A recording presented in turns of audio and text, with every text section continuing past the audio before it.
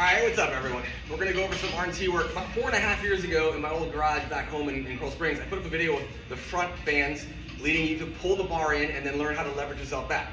Front-loaded bands has become real common now for people to learn how to engage their lats and keep the bar close to them. But that's only one way of thinking, because oftentimes when someone comes away from the bar or the bar goes away from them, the first thing someone says is they lost their lats. But people neglect to realize the lats may come from up here, but they come all the way down here too. They connect the shoulder and hip. Sometimes people haven't lost the lats from the shoulder position, they've lost it from pelvic position because they've gone into an anterior tilt. They've tilted the pelvis forward, that ghetto booty look, and so they go away from the bar doesn't go away from them. They've learned how to engage their lats, but they're still tilting the pelvis. That can happen from people overextending their neck on a deadlift, or just from living in anterior tilt and not knowing how to stay neutral. So we can use other tools for R&T besides bands.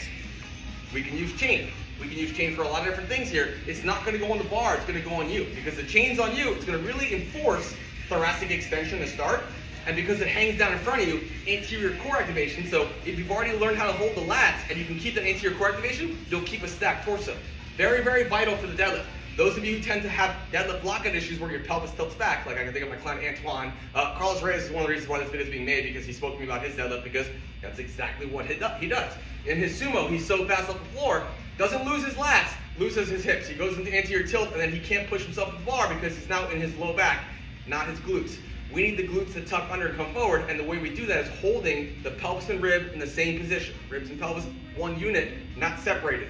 So, I'm going to take these legs kicks.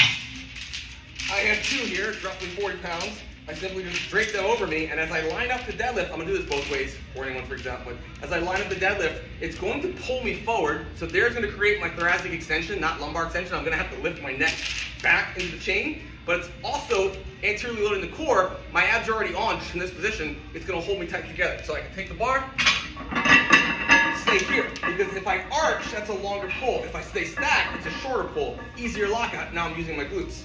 Let's take that sumo. Same thing. Just gotta come into position a little slower. But as I come down and I grab, I'm loaded my core, my hips come right into that bar. That's our goal, it's hips into the bar. If the pelvis tilts back, that's when you get stuck here, you're in low back. Low back cannot extend your hips. Glutes, hamstrings, adductors can. We need the pelvis to tuck under and come through.